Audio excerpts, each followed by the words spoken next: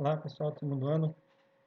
Gostaria de dar os bem-vindos novamente a vocês, nossa nova semana aí de estudos e também o segundo bimestre nosso agora que deve iniciar. Eu queria deixar algumas orientações para vocês, vocês devem ter recebido algumas informações já, mas eu queria deixar algumas orientações sobre a nossa matéria esta semana, tá bom?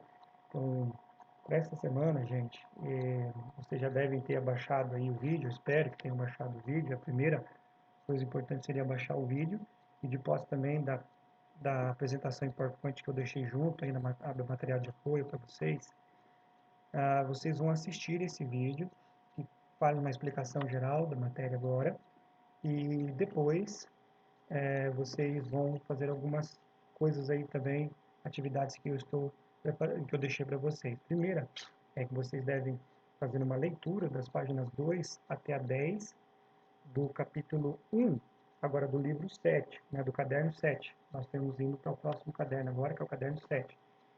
E a gente vai, eu peço que vocês leiam então essas páginas 2 a 10 e depois também fazer os exercícios da página 12 e 13 deste mesmo livro aí, tá bom? Então vocês vão fazer depois essas atividades aí, depois da leitura. Eu quero também que vocês, após assistirem esse vídeo, façam uma breve resumo, um mapa mental aí do que vocês entenderam e das principais informações aí da matéria relacionada aí às revoluções liberais que nós vamos estudar a partir de agora. Bom, gente? Então, acho que seria isso. Então, baixou o vídeo, junto com a apresentação, vocês assistem, depois façam a leitura, né, das páginas 2 a 10, os exercícios, página 12 e 13, e um breve resumo aí da apresentação desse vídeo aula que a gente está fazendo para vocês agora. Bom, então rapidinho aí falar um pouquinho a respeito dessas revoluções liberais. É uma matéria que particularmente eu não sou muito fãzão não dela, mas é uma matéria que realmente ela é importante para nós entendermos o que acontece na Europa depois de 1830, em especial na França, que vai ser o centro das revoluções do mundo nesse período aqui. Essas revoluções são chamadas de revoluções liberais. Para nós entendermos isso, nosso livro deixa ali uma divisão, uma explicação de que essas revoluções liberais elas são impulsionadas por esse ideal chamado ideal do liberalismo e também do nacionalismo, mas mais do liberalismo. O liberalismo, o que é? O liberalismo ele é um conceito que ele acaba sendo aplicado em diversos setores sociais. O liberalismo ele existe em diversos tipos de liberalismo, então. Por exemplo, existe o liberalismo econômico, político e religioso que vocês estão vendo aí na tela, né?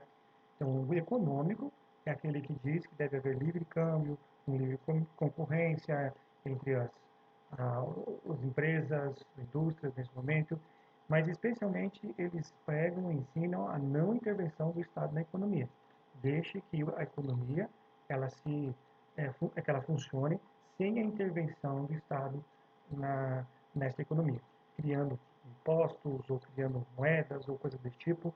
Deixe então que o próprio Estado, que o próprio comércio regulamente essas questões relacionadas à economia. Bom, também o liberalismo na questão política tem essa divisão, que é o liberalismo no sentido que funciona como um liberalismo constitucional. Eles ensinam que a Constituição ela deve limitar os poderes e ter a divisão, então, dos poderes aplicados aqui, as mesmas ideias que nós vimos lá no Iluminismo, com o filósofo Montesquieu, que criou a divisão dos três poderes, e é o que nós vamos ver aqui justamente nessa liberalismo político. Tá? Também, para eles, acreditavam no governo da maioria. O John Locke é considerado um dos principais nomes dentro dessa política liberal. É um inglês aí, um deputado inglês que vai desenvolver essa ideia do governo da maioria. Temos também o liberalismo na parte cultural, na parte religiosa, por exemplo, onde eles ensinam a liberdade religiosa para todos, né? Então, liberdade religiosa, independente de que religião que você tenha, você possa ter a liberdade de expressar a sua religião onde quer que você esteja. Bom, ali também no nosso livro fala das teorias econômicas do iluminismo, que são a base do liberalismo, né? Do liberalismo, em termos de economia, nós temos duas teorias, que é a teoria do liberalismo clássico, feita por Adam Smith, que tem profunda influência do François Quesnay, que lá embaixo ali vocês vão ver, E temos também a fisiocracia. A fisiocracia é a mais antiga. François Quesnay dizia que a riqueza deveria ser obtida por meio dos recursos naturais, como a agricultura e a mineração, né? Então, as mais importantes fontes de renda deveriam vir da própria natureza.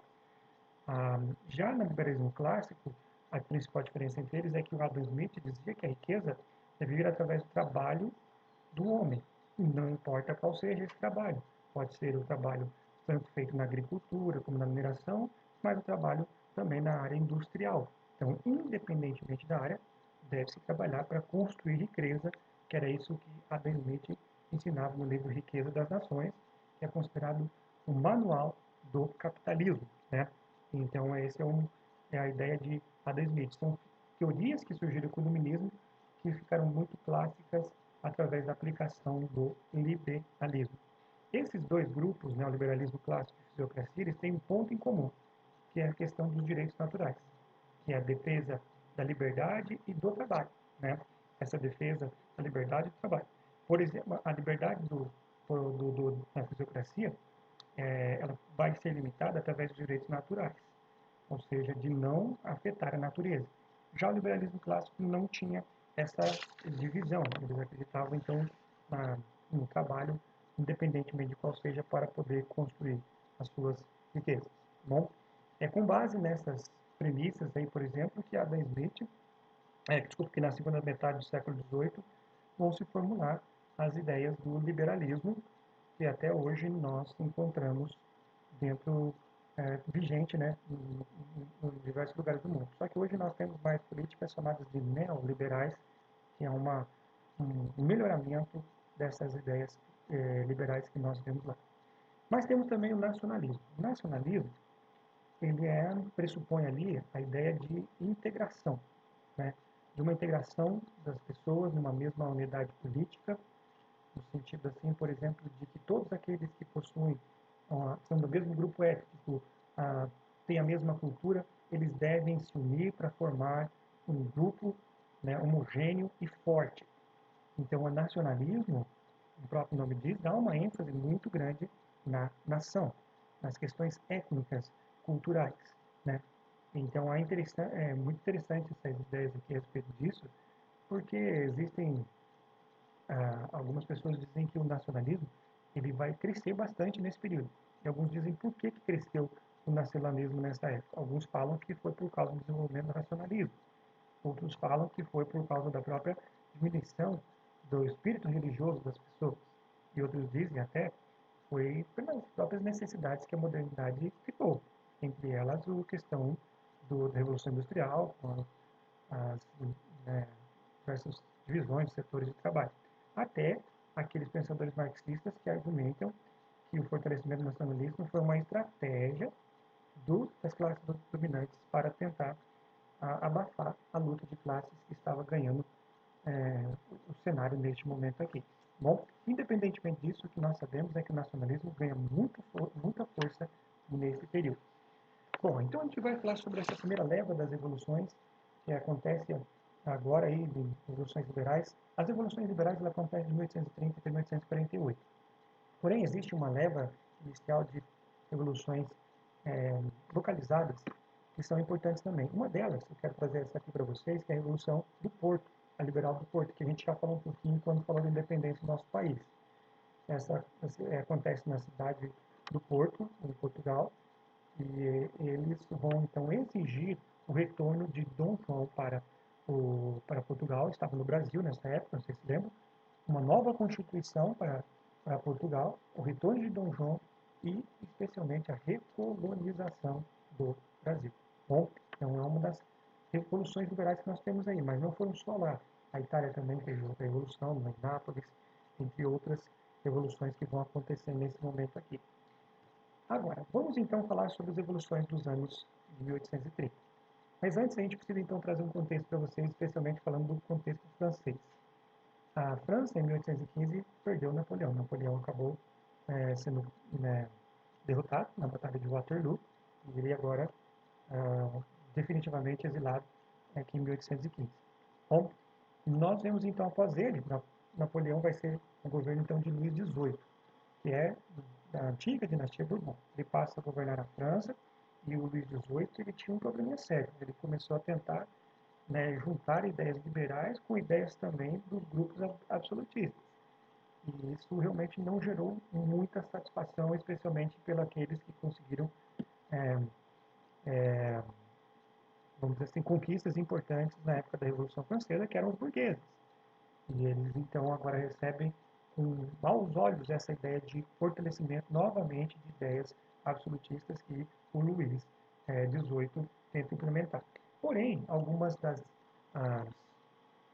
reivindicações, das ideias da Revolução Francesa, elas foram realmente fortemente estabelecidas pelo Luís XVIII nesse momento, que eram, por exemplo, as liberdades civis, igualdade perante a lei, a divisão dos poderes, né? Então ele vai tentar se estabelecer através disso daí. Porém, olha só como algo que permanece aqui, o voto censitário, que é o voto por renda. Mesmo que nós estamos visto lá nas aulas passadas aí relacionado ao que aconteceu no Brasil, também estava acontecendo na França. Isso mostra um retrocesso e também a tentativa de novamente aumentar o poder das pessoas que tinham mais renda, no caso, os nobres. Tá? Luís XVIII ele vai morrer em 1824 e vai assumir o governo a seu irmão chamado Carlos X, que vai governar de 1824 até 1830. Só que o Carlos X ele tinha ideias muito mais fortes que o Luís XVIII.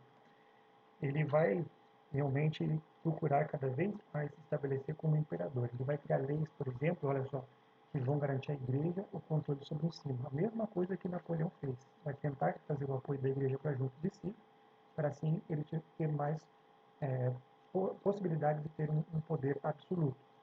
Ele vai indenizar os aristocratas e nobres que haviam perdido as suas terras durante a Revolução e haviam fugido do país. Então ele vai ganhar também, querendo ganhar o poder dos nobres. E vai promover o retorno dos jesuítas, que era um grupo que havia sido proibido de ter a função dentro da França até aquele momento. Ele vai é, extinguir também a Guarda Nacional, que foi formada depois da Revolução Francesa, vai tentar cada vez mais deixar a burguesia abaixo do seu poder. Lógico que essa política antiliberal do Carlos X vai provocar reação entre os burgueses, né? E os burgueses vão lutar contra esse restabelecimento aí do absolutismo lá. E Carlos X, para você ter ideia, ele tinha dissolvido a Câmara dos Deputados e vai impor severas censuras à imprensa com o intuito de reprimir especialmente os burgueses. Ah, e aí os burgueses retomam a Guarda Nacional, fazem funcionar novamente a Guarda Nacional e juntamente com o apoio então de boa parte da população, barricadas vão ser estabelecidas dentro das ruas de Paris e durante 3 dias Paris fica em estado de sítio. Essa foi chamada de Revolução de 1830 na França. E Carlos X ele não resiste, ele abdica do trono e foge para a Inglaterra, né? Então aí vai assumir o governo Luís Felipe de Orleans, conhecido como o rei burguês ou rei cidadão. Na verdade era um rei burguês mesmo, porque estava lá a fim de satisfazer os desejos da burguesia. Ele vai assumir o trono da França, então, neste período aqui. E por causa dessa afinidade que ele tinha com a burguesia, recebe esse nome de rei burguês. Bom, é, ele vai elaborar uma nova constituição a partir desse momento aqui, de caráter bem liberal burguês. Outra coisa importante que nós podemos ver aqui, de 1830 a 1848, é que a França vai passar por um período de muito desenvolvimento, foi chamado de início da Idade de Ouro, né? Onde o capitalismo francês vai crescer e vai funcionar bem neste momento aqui. Bom, é, diversas medidas, por exemplo, de expansão colonial também foram estabelecidas durante o governo dele. Esse período de 1830 a 1848 também revoltas liberais surgem em diversas localidades do mundo. Na Espanha acontece também revolta liberal, né? Na própria Portugal também, né? Vai passar por uma revolução liberal que tentam especialmente diminuir os poderes dos imperadores que viviam com poderes absolutos ainda nessas localidades. Então a principal Na razão, essas revoluções eram revoluções de caráter liberal, nacionalista, depois virão, né, mas especialmente liberais, para que pudessem realmente diminuir o poder dos imperadores. Bom, na França, o que vai acontecer? A burguesia ela vai se enriquecer cada vez mais, né, enquanto os operários vão ficar em condições cada vez mais precárias. É aqui acontece então uma chamada revolta dos operários, perto ali de 1848. Os operários eles vão se revoltar com essa situação e vão cada vez mais se banhar nas ideias socialistas e pedir maior autonomia e maior poderes para os operários. As principais reivindicações deles estão estabelecidas aí nesse próximo slide para vocês. Sufrágio universal, que é o voto universal, tá? Professor, por que você não falou voto mais fácil do que sufrágio? Mas é que os termos que as pessoas usam, né, nos livros didáticos é sufrágio. Então, sufrágio significa o voto universal, ou seja, o voto estendido a todas as pessoas. Direitos trabalhistas reivindicavam direitos trabalhistas nos moldes socialistas e um governo mais democrático. É aí que se estabelece na França, gente, a primavera dos povos, mas não só na França, em diversas localidades do mundo no período. Esse período, de 1848 e 49, ficou conhecido como Primavera dos Povos, um termo que foi cunhado pelo historiador chamado Eric Hobsbawm, no qual aconteceram diversas revoluções liberais espalhadas pelo mundo todo, e com cunho especialmente liberal e nacionalista. Algumas com ideais socialistas, mas especialmente são ideais liberais e nacionalistas. São diversas, né, revoluções que vão acontecendo durante esse período na Suíça, Dinamarca, Romênia, Espanha, Grécia, vão acontecendo. Por isso ficou conhecida como Primavera dos Povos. Voltando à França, Luís Felipe então vai ser destituído em fevereiro de 1848 por causa das ideias mais burguesas e estabelece um levante popular aí contra Luís, por isso é que ele vai ser destituído, né? E daí começa-se o que nós chamamos de Segunda República Francesa. Durante a Segunda República Francesa, um governo provisório vai estabelecido com a participação da burguesia e também de socialistas. Os socialistas queriam mudanças mais profundas, estrutura social, enquanto os burgueses queriam manutenção dos seus direitos. Então, não se entendiam muito bem, né? Até que a burguesia começa a retroceder em algumas das suas posições e os socialistas começam a, realmente a ter um pouquinho mais de poder. Mas temerosa com isso, a burguesia vai solicitar ao general Eugênio Cavagnat que reprima violentamente a rebelião, deixando assim milhares de mortos. É o que o nosso livro fala lá na página 10 do livro de vocês. O general Cavagnat, um chamado ministro da guerra, e ele vai fechar ali diversas oficinas. Dizem que mais ou menos 100 mil trabalhadores acabaram desempregados e outros tantos acabaram mortos nesse período aí.